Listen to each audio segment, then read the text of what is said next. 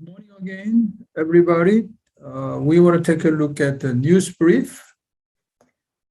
This week is 26th week of the year, and almost June is gone.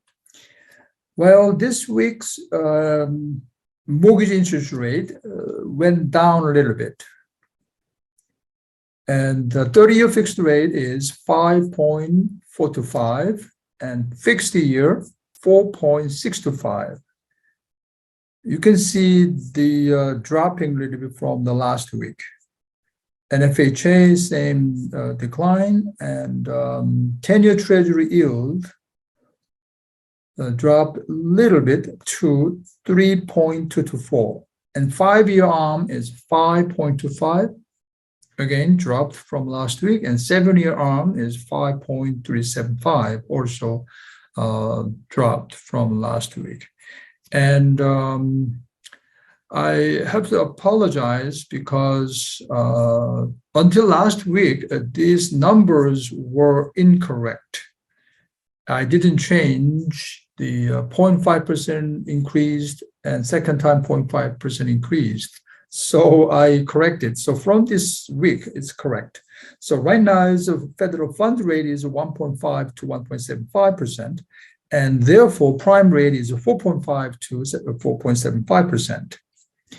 Okay, let's move to the first local news. In Oradell, New Jersey, a developer revamps for an old Subaru site. The developer name is 66 Kinderkamek Road, LLC, had originally proposed 33-unit, three-story development project before the board, but they rejected 4-3. And they said they need 5 affirmative votes to pass this project. But so the board, planning board, they counter-proposed 2 floors and 29 units. The reason is FAR. You're familiar with FAR? It's a floor area ratio. That means the footprint size of a footprint versus lot size. Okay. And under the current code, it has to be 0.35. So that means the floor footprint is it gives only 35%. Is that correct? I don't know this number actually how it works, but anyway, developer proposing 1.99. So they have to review again, and the attorney representing the developer said the project would have no impact on the local school system. Always, you remember or you notice, whenever there's a development project, always they deal with school system. In other words, that project can create impact to the local school system. In other words, or the school systems. That's mostly primary concern. Well, I think the most important thing would be environmental, but I think also another important criteria would be impact to the school systems. Because the market rate units were all one bedroom. Okay, that's why the attorney representing developer is arguing. This is 66 Kinderkamek Road. Okay, if we zoom out, this would be Kinderkamek Road, and this is Midland Avenue, and this is Route 4 is down here. Okay, so and this Kinderkamek Road, and keep coming up. This is Oradell.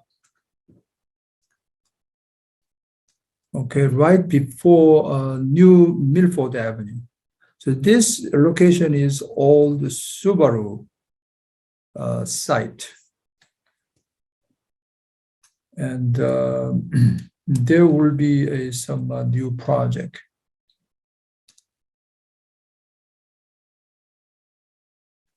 And the town and developer right now exchanging the proposal and back and forth, etc.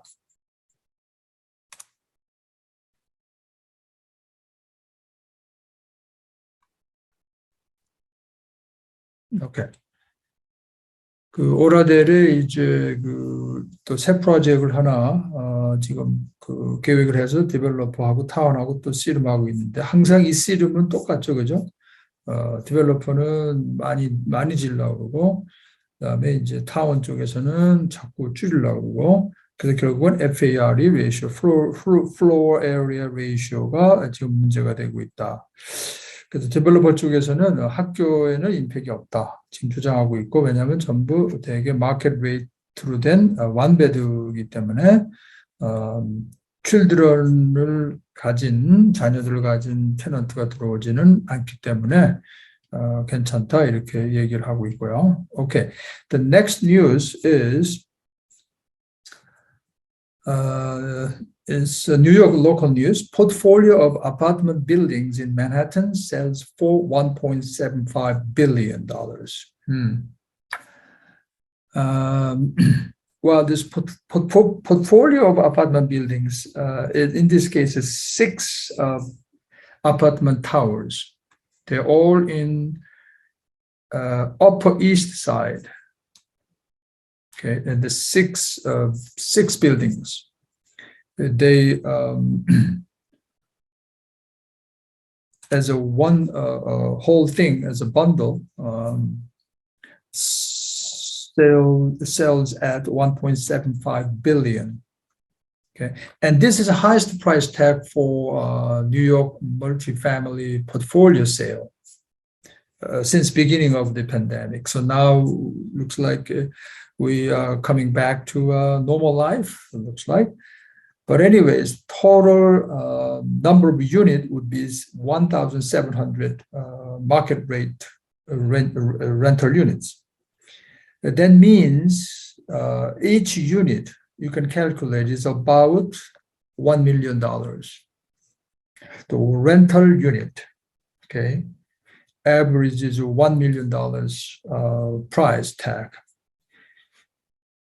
And the two companies, Black Spruce Management LLC and Oberk Affordable Housing Solutions LLC, they purchased this 6 apartment towers. That indicates the demand for Manhattan rental apartments remain healthy despite rising interest rate, capital markets upheaval, and recession fears. So interesting. And six towers, they are in Upper East Side and built in between 1960s and 2018 by Sheldon Solo, the New York developer. And typically residential landlords are better. In other words, residential unit investors are better positioned than others to weather the rising interest rate, since housing is a necessity that people cannot easily give up. I agree more than 100%, because we're talking about inflation and we're talking about electrical car, we're talking about price for this and that and house price and all this, but remember, the housing is a must, and housing is a necessity that people cannot give up easily. Okay? Either you buy or rent. That's why its housing market is not like stock market. And also rent can go up. So that's why residential landlords, in other words, residential investors have a much better position. That's what they're saying. 지금 맨하탄의 최근 뉴스에 1.75 빌리언을 주고 아파트먼트 단지를 6개를 샀다고 하는 뉴스가 나와서 팬데믹 이후에 제일 비싼 그 거래다. 지금 그렇게 되어 있고요. 두 컴퍼니가 조인트해서 샀고 그 전체 6개 빌딩의 토탈 유닛이 한 1,700개 된다고 해요.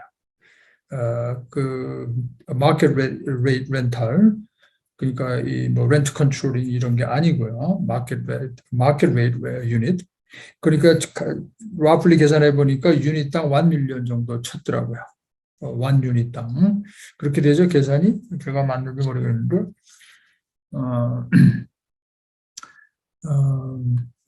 그래서 지금 그 맨하탄에 아직도 렌탈 마켓, 렌탈 아파트먼트 마켓은 굉장히 헬티하다.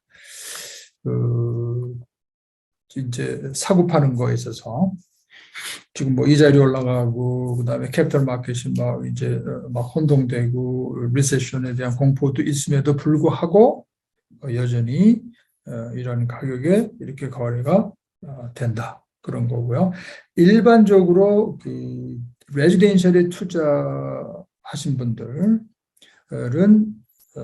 상대적으로 비교적으로 굉장히 좋은 포지션에 있다.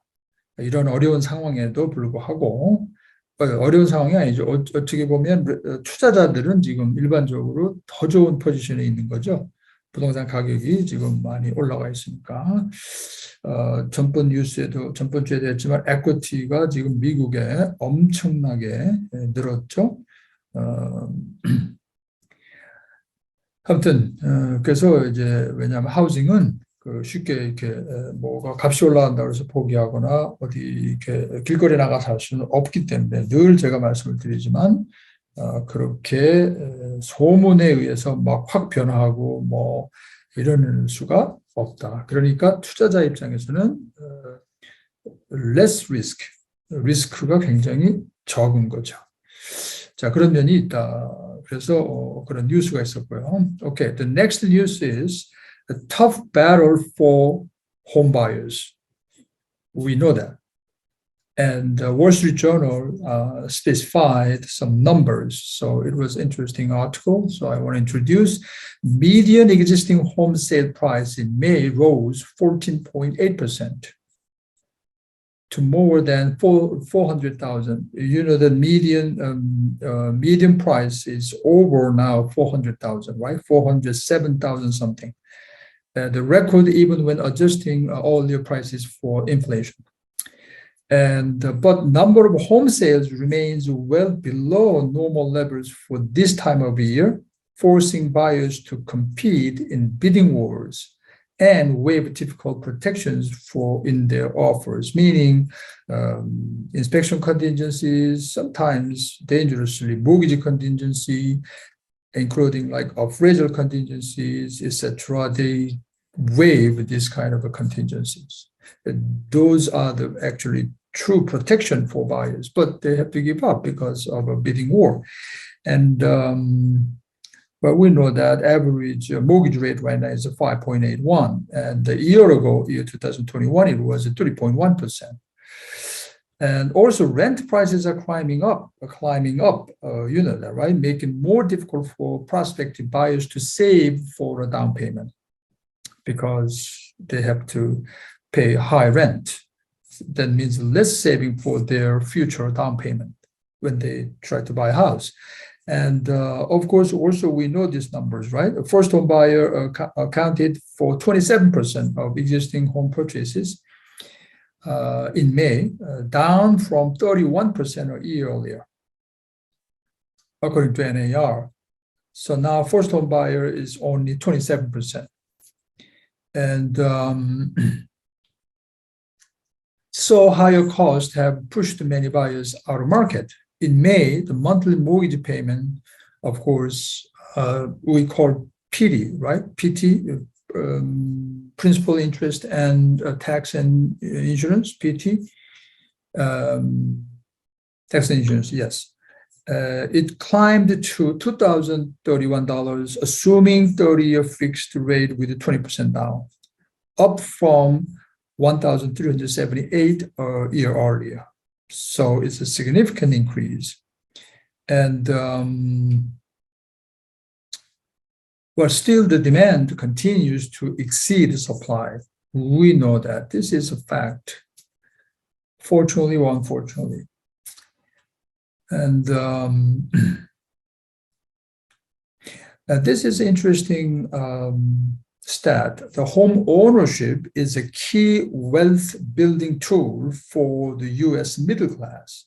The median homeowner had $254,000 assets in wealth in 2019, compared with the $6,270 for median renter, according to Fed survey. In other words, those who has a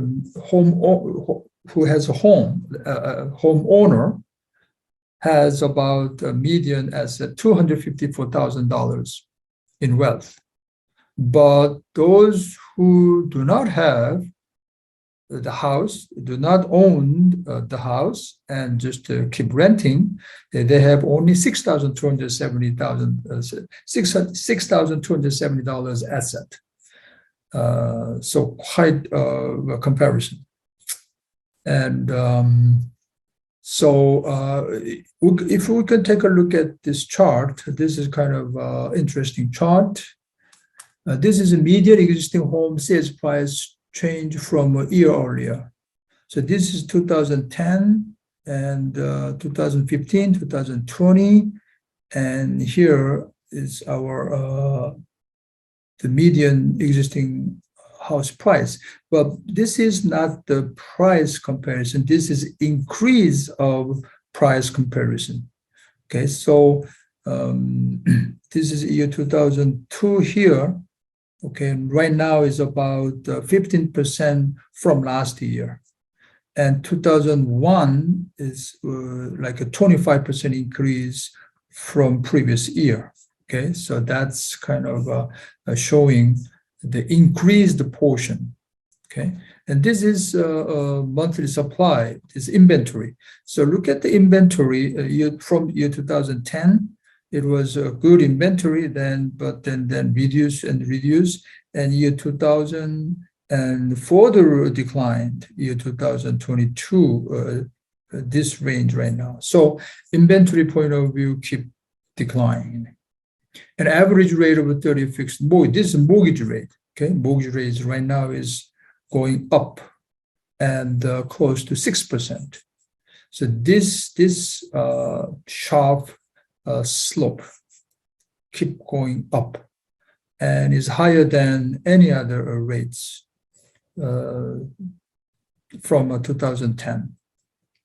And this chart is affordability index, where the conclusion is right now is affordability. The capability to have house, okay, is went down right here because of inflation, price is high, and etc.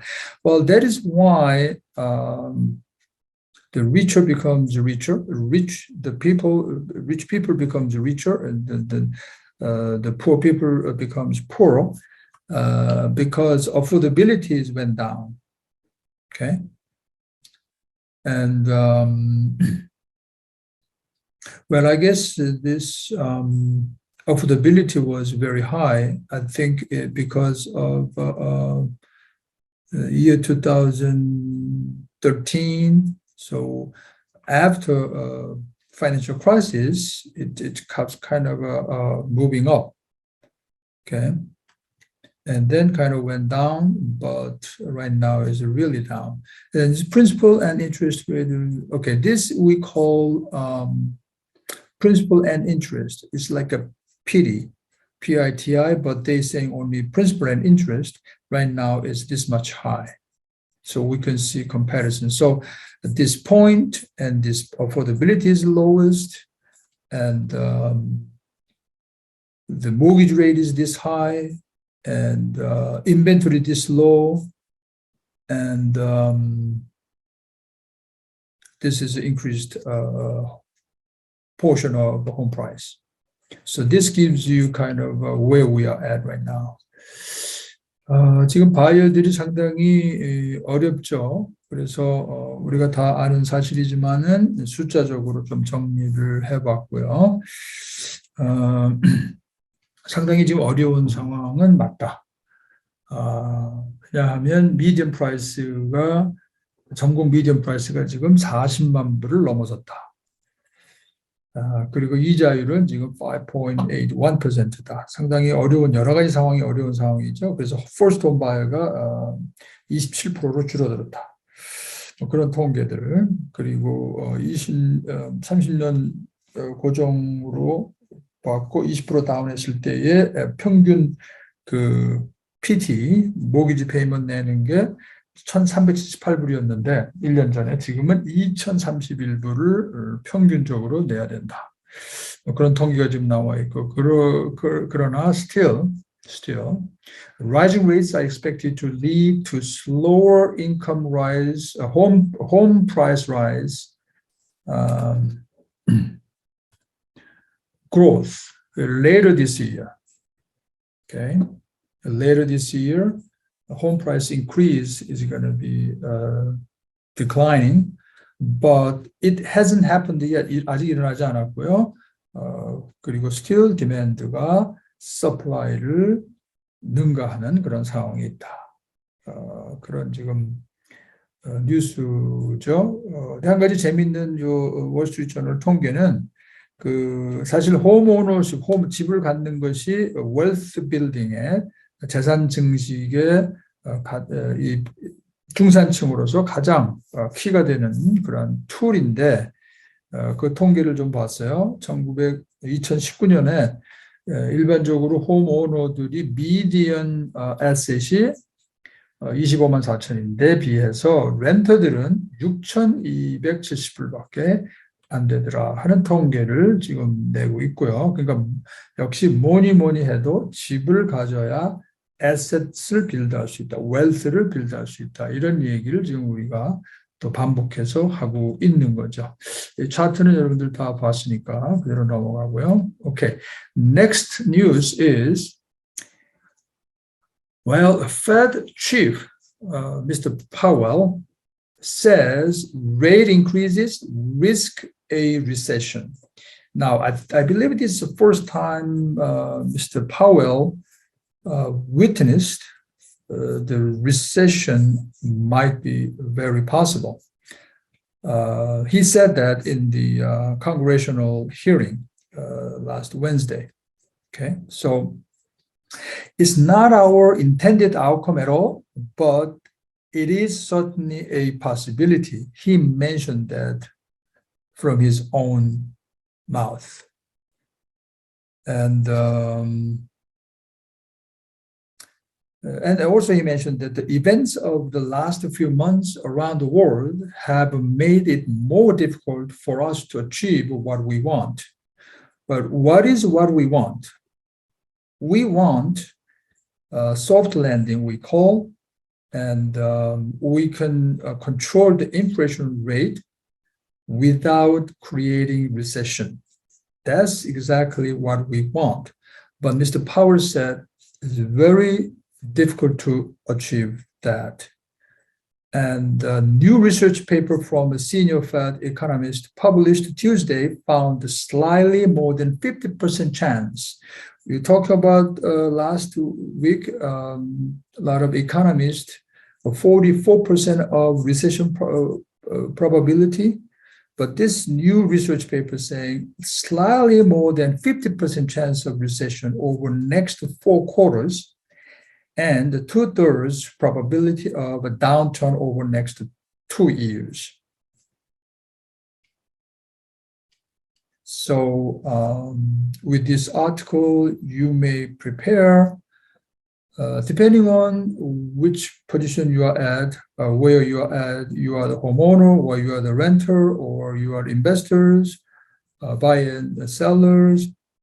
Depending on where you are at, we should prepare.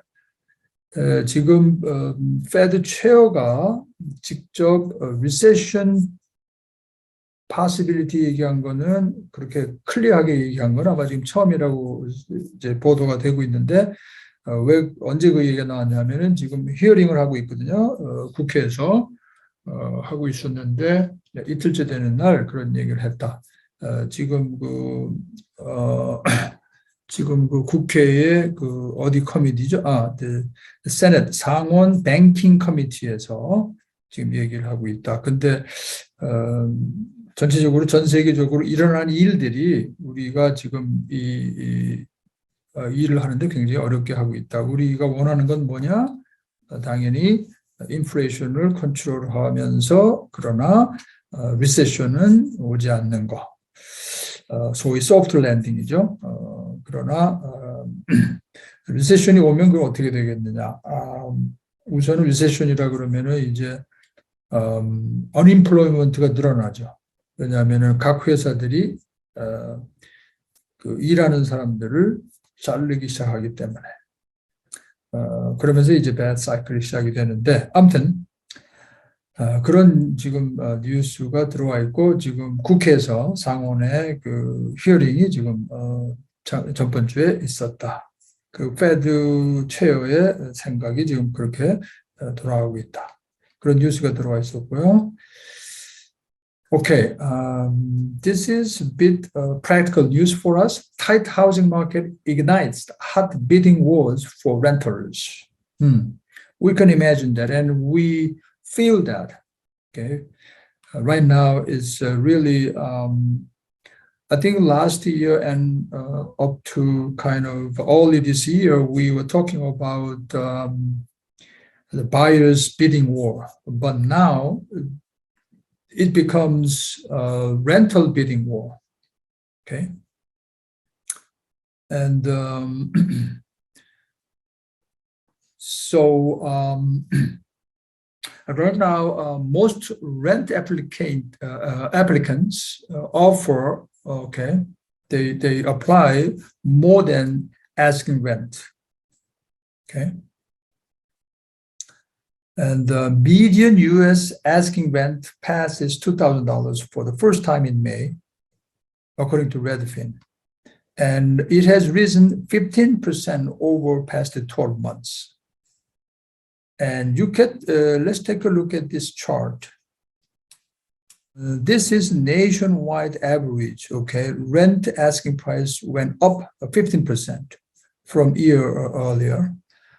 And this is national average. And Austin, Texas, look at its increase is 50%. Isn't it crazy situation? And Nashville, Tennessee, Seattle, Cincinnati, Miami, and let's take a New York. New York is also much more than 15%, probably more than 20% range. And Dallas, San Diego, Atlanta, Las Vegas, etc. So this is the rental market situation. I think also northern New Jersey also we feel pretty much same heat, okay?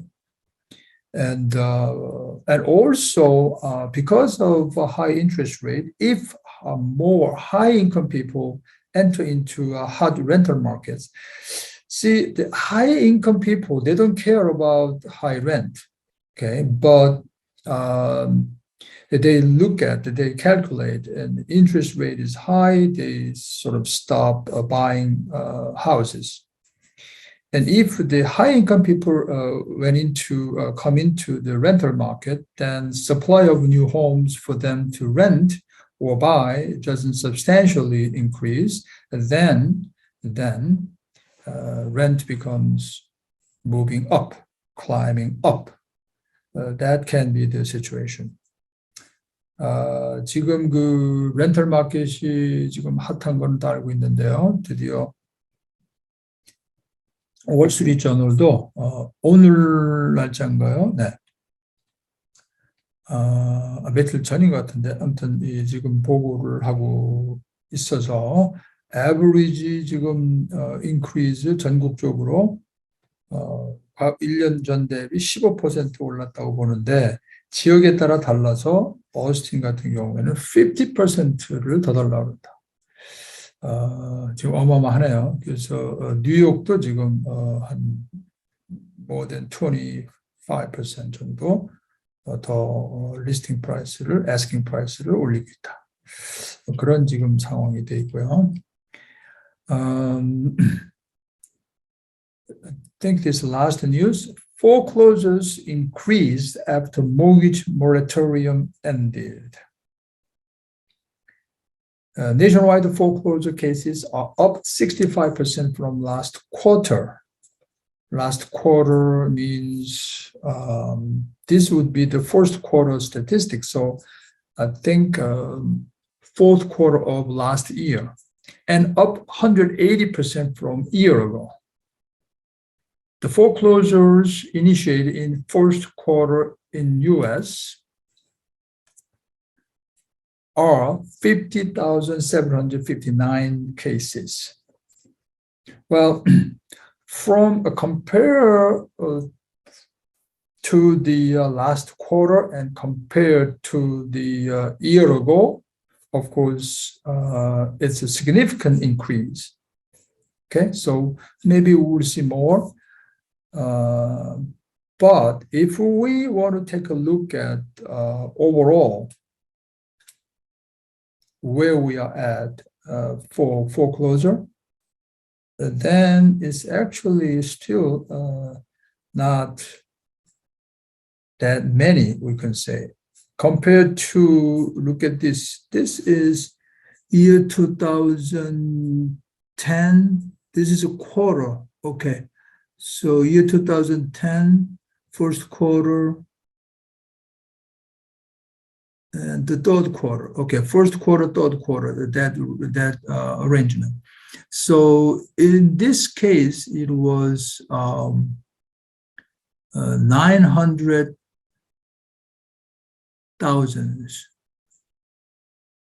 That means it's at the time is a financial crisis. And then foreclosure cases declining. And it was really dropped because moratorium, I believe. The Corona moratorium, they prohibited a foreclosure, but slowly increasing, but right now it's increasing. Okay, so year 2002, first quarter. So that's why they increasing, they're talking about from here to here.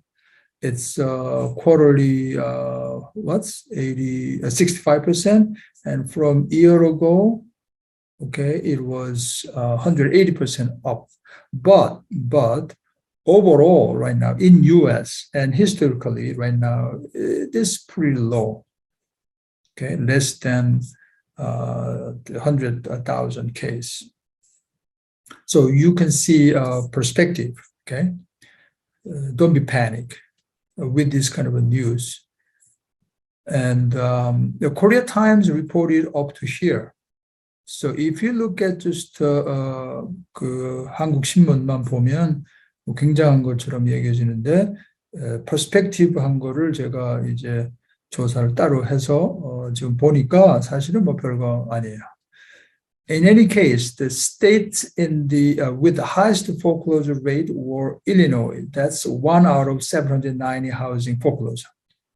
Illinois. And New Jersey, unfortunately, is the second place, 1 in 792 houses. But if you divide by 792, percentage-wise, less than 1%, okay, obviously. So that's where we are at here, at this point. Okay. Then the third place is Ohio and South Carolina and Nevada, and that in order. Well, yes, relatively, comparatively, New Jersey is not good because the second place in US.